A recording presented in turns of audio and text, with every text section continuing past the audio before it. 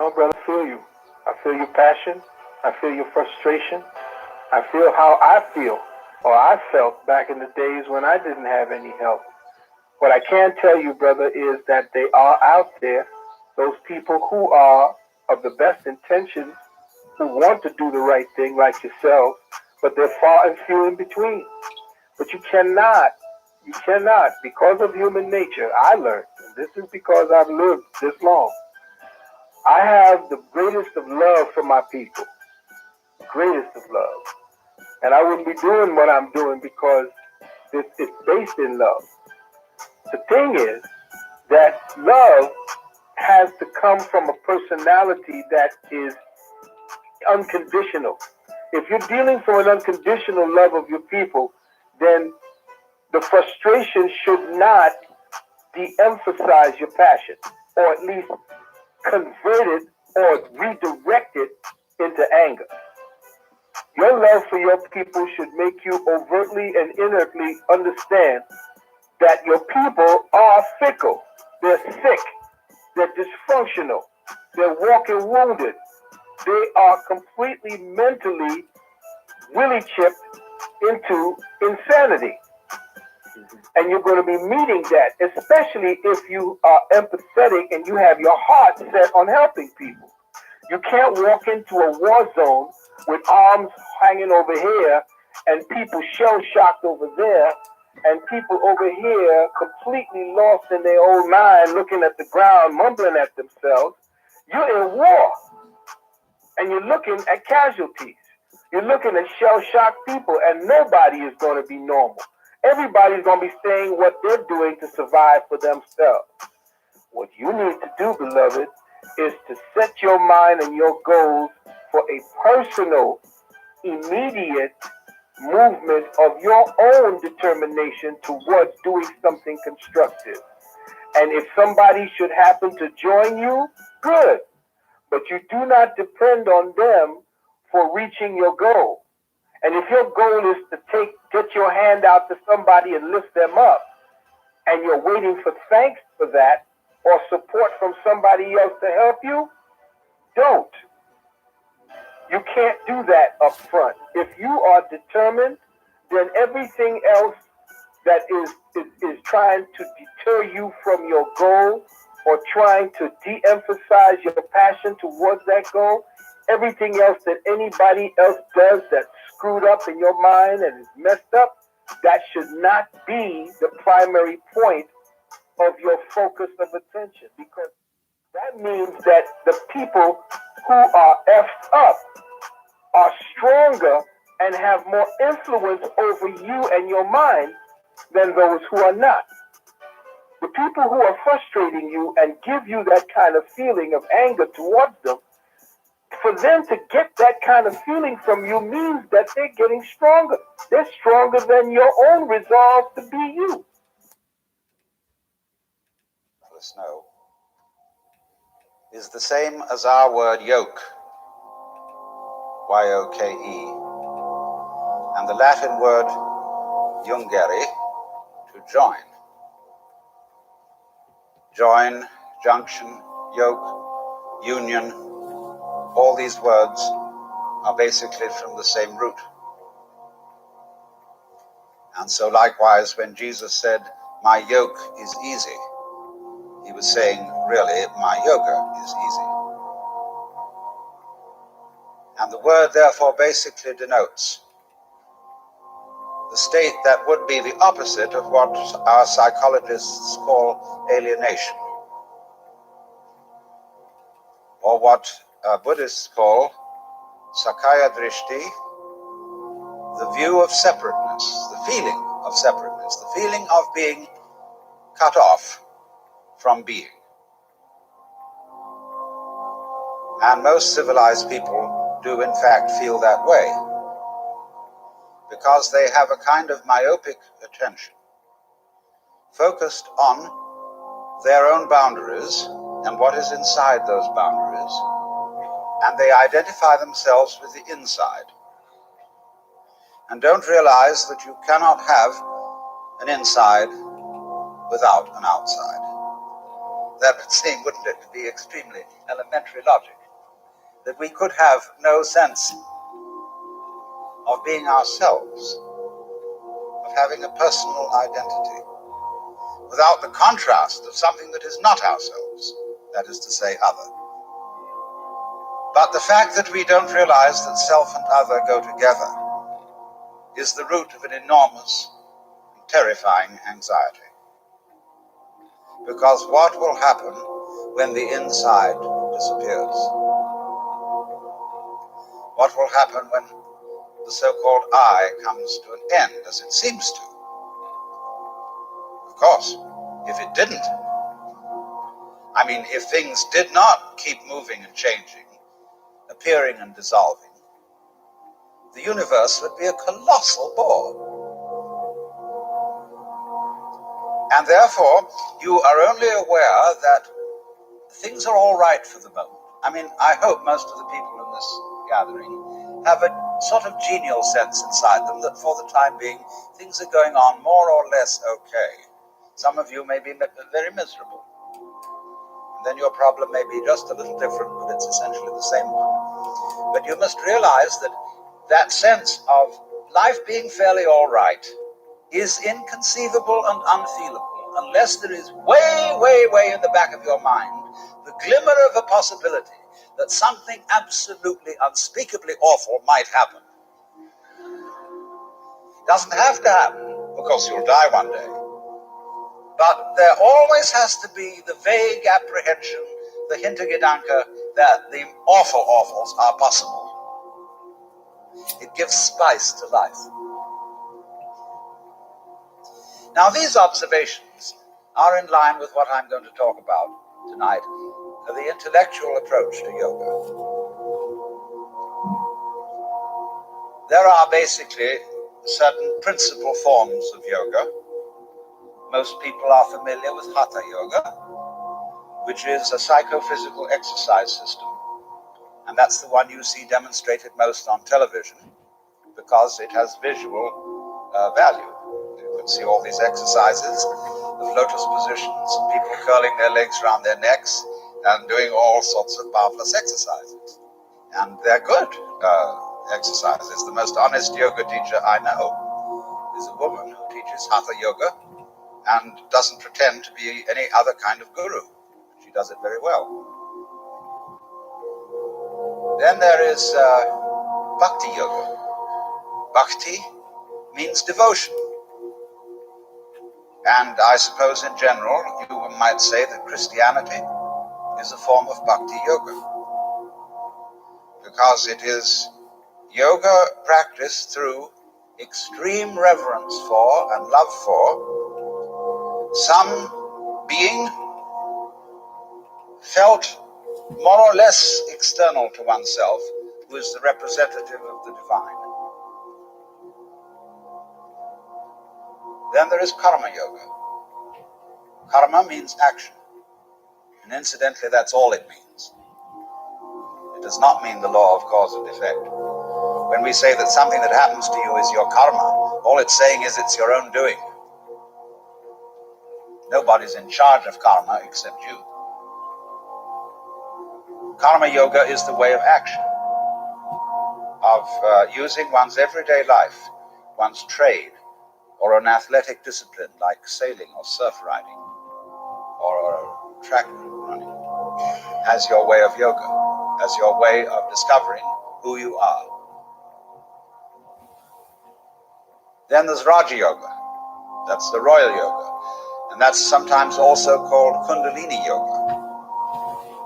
And that involves very complicated psychic exercises having to do with awakening the serpent power that is supposed to lie at the base of one's spiritual spine and raising it up through certain chakras or centers until it enters into the brain. There's a very profound symbolism involved in that, but I'm not going into that. And then finally, there are several others. There's Mantra Yoga.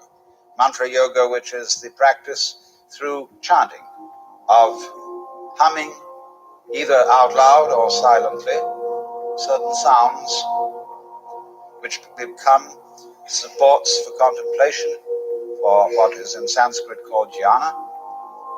And jhana is the state in which one is clearly awake and aware of the world as it is, as distinct from the world as it is described. In other words, in the state of jhana, you stop thinking. That is to say, you stop talking to yourself and figuring to yourself and symbolizing to yourself what is going on. You simply are aware of what is. And nobody can say what it is because, as Korzybski well said, the real world is unspeakable. It's a lovely double take in that. But that's jhana. That's zazen, where one practices to sit absolutely wide awake with eyes open, but not thinking. That's a very curious state, incidentally. I knew a professor of mathematics at Northwestern University who one day said, "You know, it's amazing how many things there are that aren't so."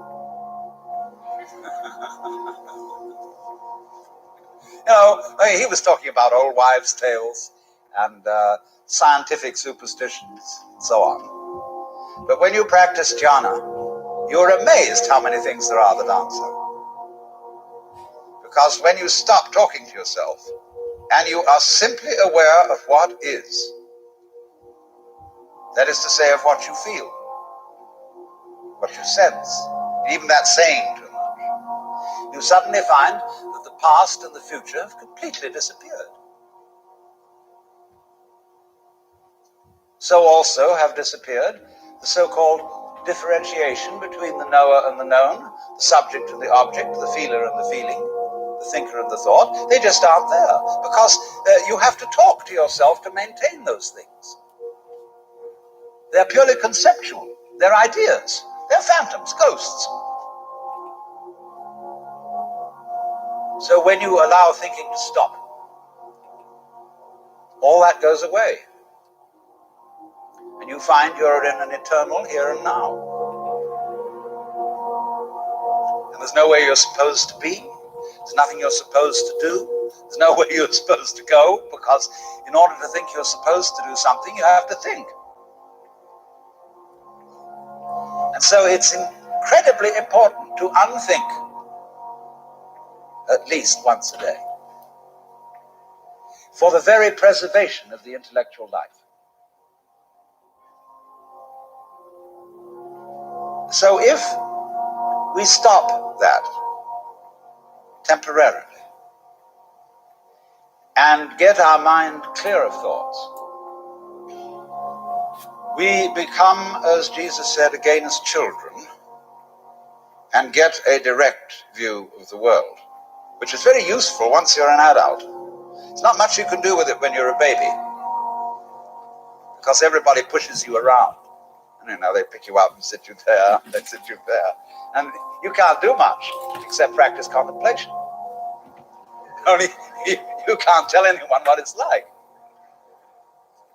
But when, as an adult, you can recapture the baby's point of view, you will know what all child psychologists have always wanted to know: how it is that a baby feels.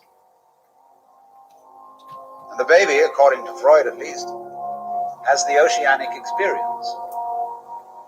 That is to say, a feeling of complete inseparability from what's going on. The baby is unable to distinguish between the universe and his or her action upon the universe. And most of us, if we got into that state of consciousness, might be inclined to feel extremely frightened and beginning to ask, who's in charge? I mean, who controls what happens next? We would ask that because we are used to the idea that the process of nature consists of controllers and controlees, things that do and things that are done to. This is purely mythological. So many spiritual teachers and gurus will look at their disciples and say, I am God. I have realized. See? But the important thing is that you are. Whether I am or not is of no consequence to you whatsoever. I could get up and say, I have realized. I put on a turban, yellow robe, whatever, and say, come and have darshan. I'm Guru. You need the grace of Guru in order to realize, and so on. And it'd be a wonderful hoax. It'd be like picking your pockets and selling you your own watch.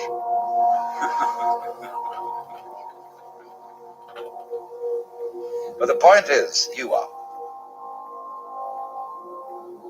Now, what are we saying when we say that? We're obviously saying something very important. Alas and alack, there is no way of defining it. That is to say, going any further into words about it. See, when a philosopher hears such a statement as Tattvamasi, you are it, or there is only the eternal now, the philosopher says, yes, I don't see why you're so excited about it. What do you mean by that? And that he asks that question because he wants to continue in a word game. He doesn't want to go on into an experiential dimension. He wants to go on arguing because that's his trip.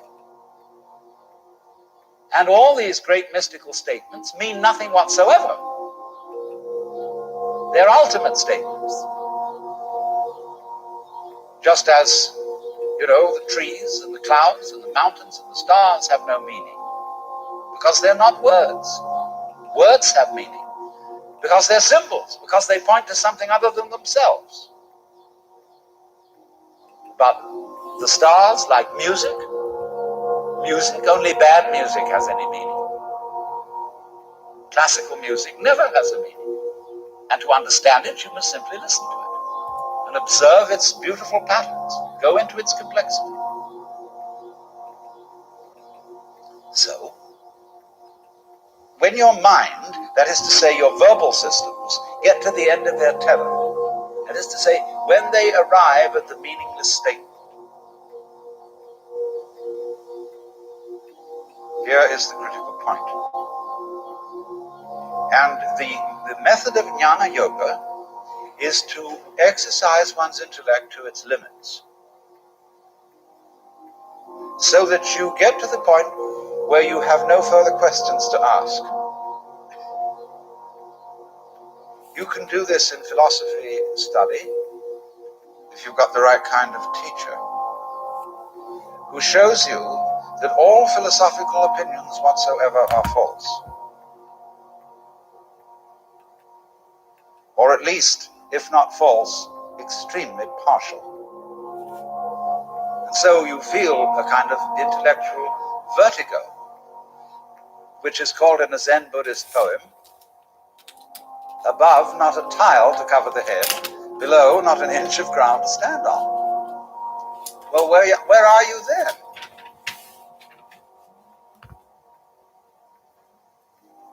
Of course you always were. You've discovered you're it. And that's very uncomfortable because you can't grab it. See here, I've discovered that whatever it is that I am, that's not something inside my head. It is just as much out there as it is in here, but whatever it is, I cannot get hold of it. Well, that gives you the heebie-jeebies. You get butterflies in the stomach, anxiety, traumas, and all kinds of things. But this was all explained by Shankara, the great Hindu commentator on the Upanishads, the great master of the non-dualistic doctrine of the universe. When he said, that which knows, which is in all beings the knower, is never an object of its own knowledge.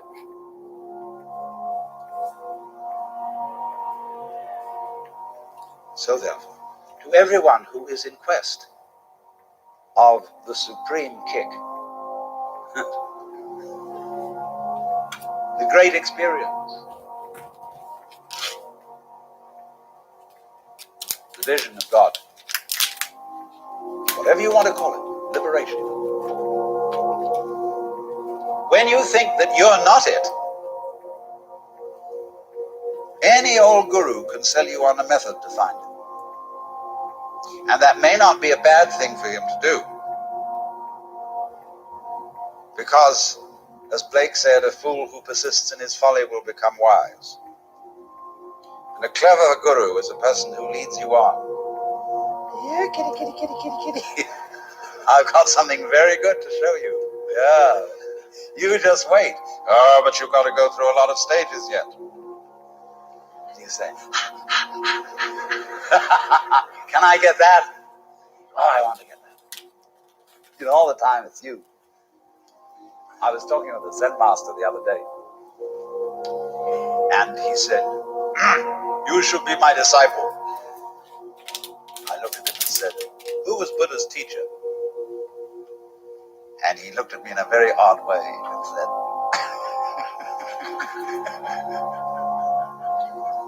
so he burst into laughter and he gave me a piece of clover.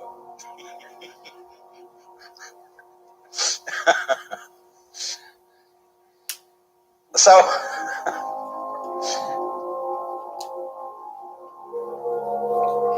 you see, so long as you can be persuaded that there's something more that you ought to be than you are, you've divided yourself from reality, from the universe, from God, or whatever you want to call that, the Tat in Tattvamasi. And you will find constantly, if you are interested in anything like this, in psychoanalysis, in Gestalt therapy, in sensitivity training, in any kind of yoga or what have you, that there will be that funny sensation of what I'll call spiritual greed that can be aroused by somebody indicating to you, there are still higher stages for you to attain. You should meet my guru.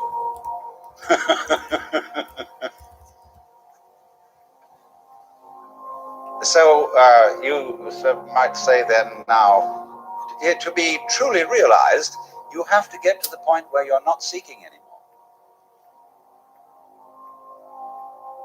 So then you begin to think, well, we will now be non-seekers. Like disciples of Krishnamurti, because he says he doesn't read any spiritual books. They can't read anything but mystery stories. Becoming spiritually unspiritual. Well, you find that too is what is called in Zen legs on a snake. It's irrelevant. You don't need not to seek, because you don't need anything.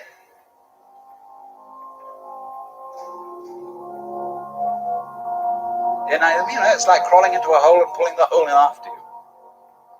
And the great master of this technique was a Buddhist scholar who lived about 200 AD called Nagarjuna. He invented a whole dialectic. He had a whole school called Madhyamika, where the, as it were, leader of the students would simply destroy all their ideas, absolutely abolish their philosophical notions. And they get the heebie-jeebies. They see he didn't have the heebie-jeebies. He seemed perfectly relaxed in not having any particular point of view. Well, they said, teacher, how can you stand it? We have to have something to hang on to. Who does? Who are you?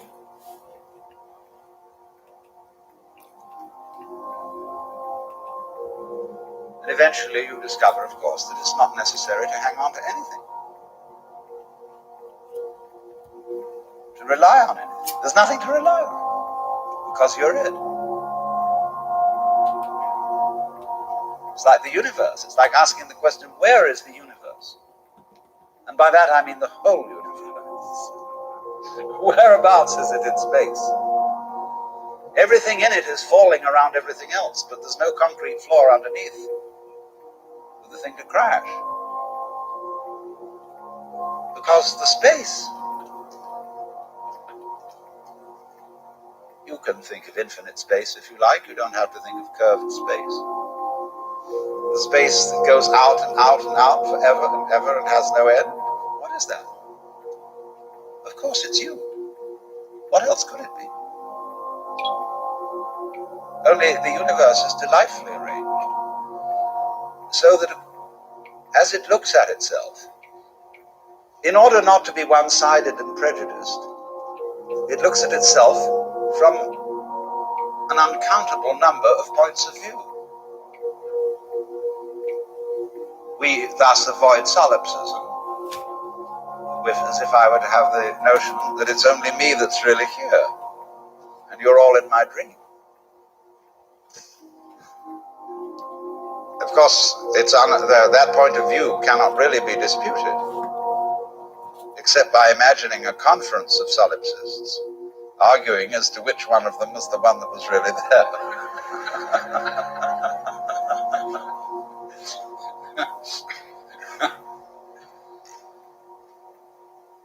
Now, you see, if you understand what I'm saying with your intelligence,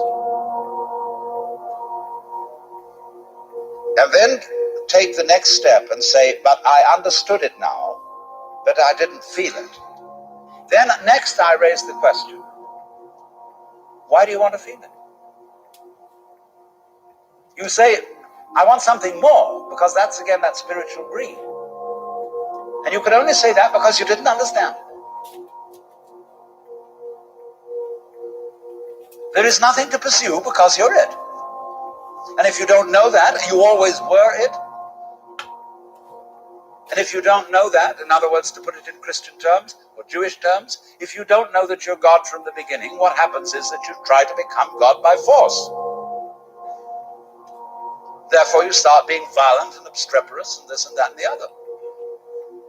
All our violence, all our competitiveness, all our terrific anxiety to survive is because we didn't know from the beginning that we were it.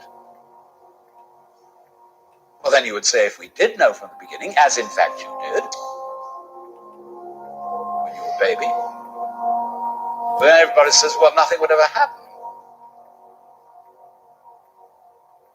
But it did happen, didn't it? And it's, some of it's pretty messy.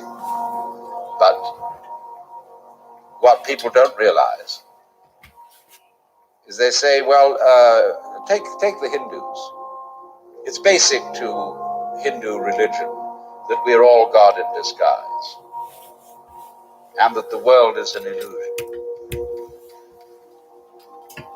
All that is a sort of half-truth.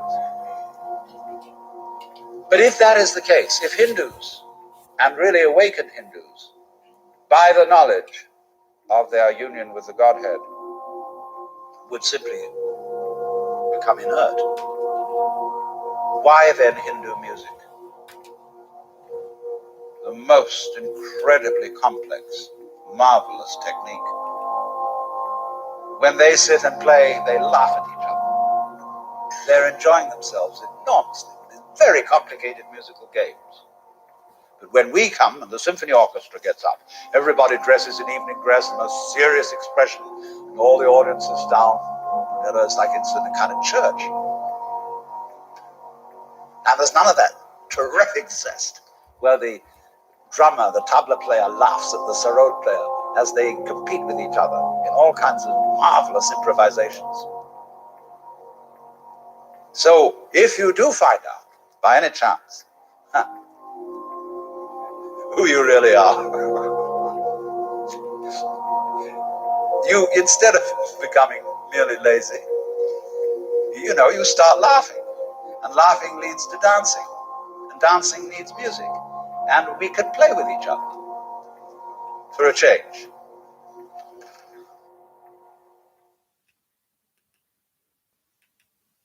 Now I lay me down to sleep.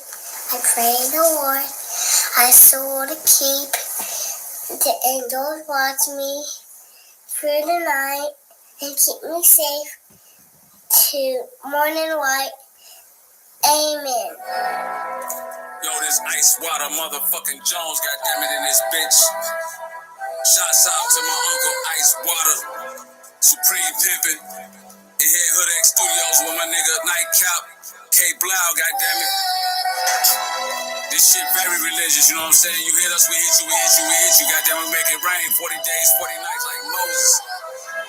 I be the last motherfucker you wanna fuck with, nigga. You be saying your goddamn prayers. Bitch me Allah, Allah rock me, rocks and blows part. Lord help me, Glock spark in the dark. Ring of fire for the narcs. Little Uzi, all my friends is dead. Rubber toy, Rolex, yellow tape, streets filled with feds.